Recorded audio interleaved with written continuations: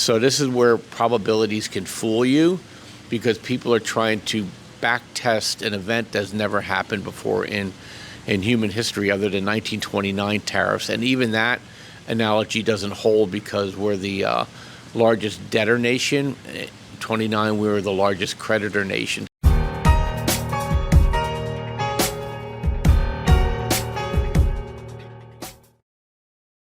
Good morning, everyone. Guess who I'm sitting with right here? Bob Kudla from Trade Genius. Absolutely stunning event. I've learned so much by being here live. You know, we talk every month anyway, but he invited me to the live training. Again, the amount of information that's being given in person and the ideas of where the future is moving, that's what we talk about every single month, is where we think the future might spin, looking around the corner just a sliver. Now, you were talking about liquidity yesterday and the possibilities of us being sort of at a market top, and all dependent on the geopolitics around, from the Indian war to the trade tariffs. And every time that Trump says something, the market jumps. You know, before he was crushing the market by making it purposefully go down, and now suddenly every rosy, word from his mouth is driving markets up. So it's all he said, she said, and plus the geopolitics driving everything. So if we could dive into that, that'd be great for the morning. And by the way, hey, we got the same colors on. We didn't plan this. No. We're not twins. And here's another funny thing too, Dave, is that, and I get this a lot, especially when I do live training for people I've never met before, because people say on camera I look short. I'm actually 6'2", and Dave's actually 6'4". So if we look short on camera, we're really tall guys. It's pretty funny when people meet us; they're kind of taken aback. But yeah, you're right. So first of all, let me tell you what we're doing here today is that I do this about 3 times a year. I offer live training in a different part of the country, and for people that are customers and some people that haven't joined the service but want to kind of kick the tires but learn how to trade. And so, one thing I was talking to Dave about is that I also have done this online for people. And so if there's an interest there, just kind of ping Dave in the comments, and if enough people want to do it, it's paid training, but it's at a discount to the live training, because it's obviously online and it's just a one session thing. But you'll walk away with actually tools and tips, and also access to our indicators for a year. So it's definitely worth it, Dave. So I would encourage people to check it out. People that done it with us in the past really like it. So now back to the show. We're at a point now where we had, and an interesting thing is that a lot of analogs or analogies to past events are being popped up. Is this 1929? Is it 1973? Is it 2020 to 2022? And the analog that I've been following is is what happened in 1999 to 2002. And what happened there was obviously Y2K, Internet 1.0, everything was rocking, Brave New World, dogs and cats living together, the Jetsons, the whole 9 yards. Y2K came about, and a lot of front running was occurring in the sales of computer equipment and software, and it fell off a cliff, and tech rolled over. And before it rolled over, though, it made an all-time high, and then it made a new high 3 months later, and then it fell for the next 18 months into 2002. And so you have a situation here where we just made an all-time high in January. Then you had the Trump bump, the Trump scare, the Trump resurgence. But at some point, cash flows matter.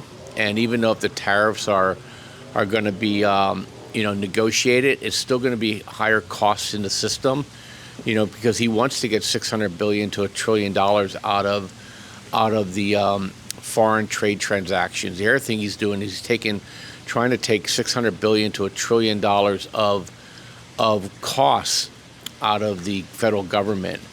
And those are two sources of market liquidity. And I totally agree with what he's doing, by the way, but it doesn't mean this is painless. And the market is priced for perfection, and most of the gains in the market are in tech.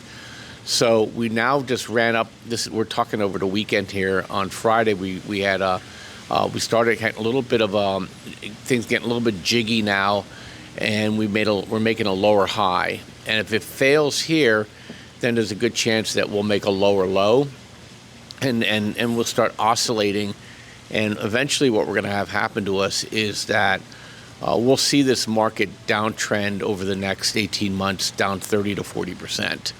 So it's not going to go in a straight line, and it's going to fool a lot of people because, you know, I'm on X looking at everybody throwing every different chart pattern out there saying if this happens or that happens, we have all-time highs, the market's going to go up forever. Well, we've never had a situation like this before. So this is where probabilities can fool you because people are trying to back test an event that's never happened before in human history other than 1929 tariffs. And even that analogy doesn't hold because we're the largest debtor nation. 29, we were the largest creditor nation. So there's a lot of things really in motion here, and we think we have a pretty good handle on it. Knowing the macro and trading, what's in front of you are two different things. So, you know, we watch the market daily and weekly, Dave. So that's kind of where we are. So the next earnings report's coming out. I expect to see market softness, maybe a bump in the summer, and then in the fall we'll scale down again, and we'll just keep riding that way until we get probably almost to the midterm elections. And that congruence, that's one thing I learned yesterday, was the congruence on the standard deviations on top of other signals that are coming in.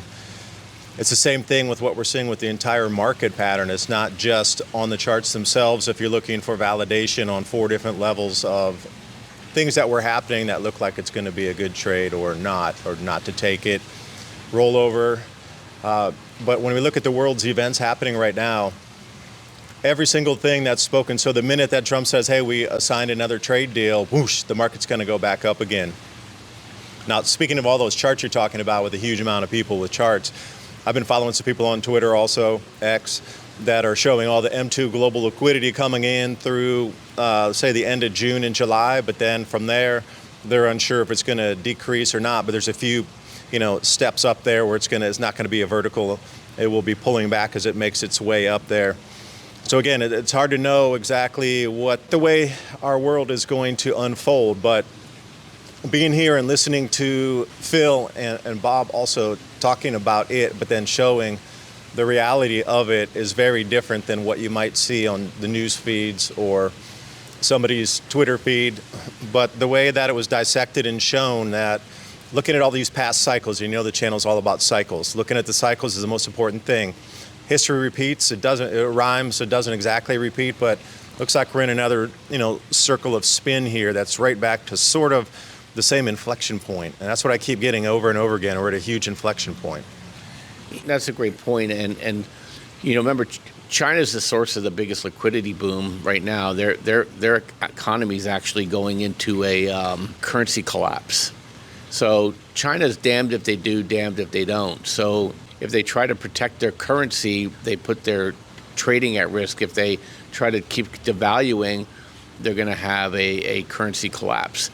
And Trump's given them basically a Faustian choice. You know, either you open up your economy, which means you blow up the Communist Party, or you play hardball with the United States and lose the market. So that liquidity is going to get blown up. And just for people to know that the stock markets operate off of liquidity. Liquidity is really if you look at the M2, which is the money supply in the United States, we've been contracting. The rest of the world has been lifting up their. They can't keep doing that because the cost of commodities will get too high for them. And then Bitcoin likes global liquidity, and that's why it's been pumping so hard. But everybody's saying now Bitcoin to the moon. And look, we love Bitcoin, and we think at the end of the day, Bitcoin's going to be the big winner. But, you know, Bitcoin's also subject to massive reversals in price. Well, last time when Bitcoin hit 65,000, people were saying 65,000 to the $1 million. It's going to be the diamond eyes and diamond hands, and Dave knows all that. And then we went down under $20,000. And so these things can happen again. Remember, there's a lot of new people owning Bitcoin right now. A lot of ETFs own Bitcoin. You get a scare in there, people will bail, and you'll be back down to the core people again. So, you know, the hands have weakened a little bit, and a lot of old money, including my partner, actually sold half of his stash when it hit 108,000 earlier this year. A lot of old holders are now liquidating positions, and those are the people that waited 10, 12, 15 years to get these kind of returns. So all I'm saying there is that it can keep going up, but it's not like, just like 2000, it's not a brave new world. So, with that, Dave, what I would tell people is that, you need to watch, if you're going to watch anything, you watch a moving average called the 9 EMA, and you look at it on the weekly, and if it breaks that, we're going to go down again. Right now, we're coming up on the 100-day moving average that usually caps these bear market rallies. And even though they're saying we're in a new bull market, don't believe that garbage. It has to break over to a 100-day moving average and continue higher for us to be in a new bull market. I just don't see the catalyst. So that's kind of where we are. And if you want to trade with us, just go to tradelikeagenius.com or go to tradewith2030.com. Yeah, so either That's way, it. and make sure you tell him you heard it from, if you come to my site by accident, not through his portal. Remember, he has the better deal than I do because I give him a discount for you listening to the show. But if you come to my site, make sure you tell him that you heard it from DAP 2030, and so we can give you the proper discount and the proper credit to Dave for allowing me to communicate with you guys. But volatility means opportunity, and so and Dave's sitting here with 40 other traders. They will tell you to a T that they're doing really well, and we do things very, very mathematical. And so there's no gurus here. It's all math, and people make money. At the end of the day, it's a business. Also, you care about, and we can help you get there. So, Dave, thanks for having me.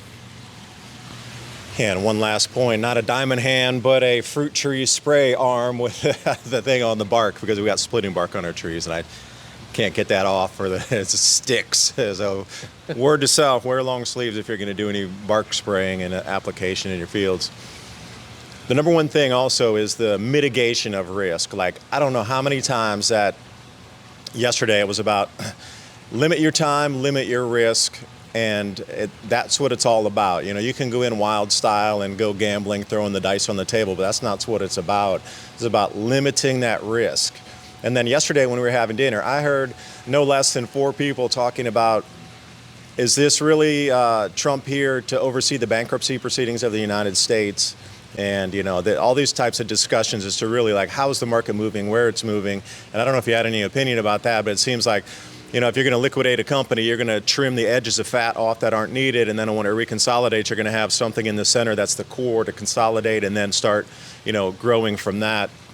And that seemed to be a lot of people's thoughts, too, is like, where do we sit right now with Trump in this restructuring of America, the way we do business outside of America, the way we do it inside, how we're not going to be taxed. And there was a whole gamut of different things, but it rolled right back into where's the market going to move? Because this is an entirely different animal. The biggest opportunity in human history and the most market moves will be made in these next couple of years as, statements are made through the administration. And I didn't know, that's my last question for you, because we're getting ready to bang on here at 9 a.m. So can you finish me with that thought, please? Yeah, well, you can't, reserve currency can't go bankrupt. So, but you can restructure, and I think that's what I just promoted Dave to president. Congratulations.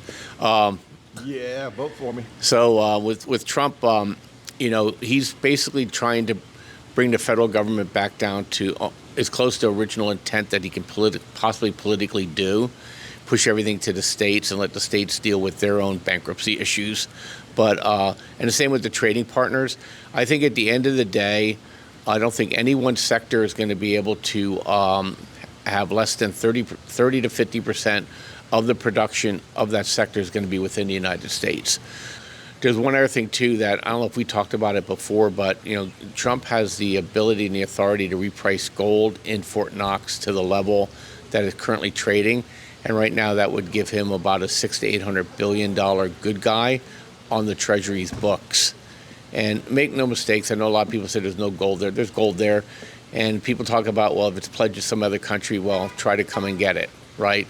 So it's sitting there behind 3 battalions of M1, A1, A2 tanks. That gold's ours. And so the gold that other countries hold is actually held in New York at the Fed. We get some wild conspiracies out there. We'll remonetize that. And every time gold goes up, Trump's going to be able to continue to do that. So for every $3,000 to $4,000 rise in gold, that's $1 trillion he can add to the Treasury. So I wouldn't be surprised at some point that they're going to let gold rip and use that to put on the treasuries and just pay down the debt. Remember, if gold just goes up another $2,000 an ounce, they could just buy back everything that China owns in treasuries without blinking. So you don't have to worry about China selling all their treasuries. Japan already said they would not. Okay, and they're the largest holders of treasuries outside the country. So there's a lot of things he's doing that's good, but there will be short-term pain. We just haven't felt it yet. He's trying to manage it, but we will get a sell-off. But at the end of the day, employment's going to go up, cost of living is going to go up a little bit, but wages are going to go up too. So it's just really a restructuring versus anything else. So with that, Dave, you guys have a great rest of your weekend. Yeah, thanks for joining that. I'll leave the links below. And I got my private jet parked on the runway waiting to pick up my gold, Bob. When are they going to deliver it? And anyway, until next time, thanks for joining. Try to implement some of these ideas into your life and see how you feel that the markets are going to move, and then chase down what the predictions for Bob were, and you'll find there's a high correlation of the way he said it's going to move into the way it really moves compared to all the other scatter and chatter that's around out there. So anyway, bye for now. Thank you.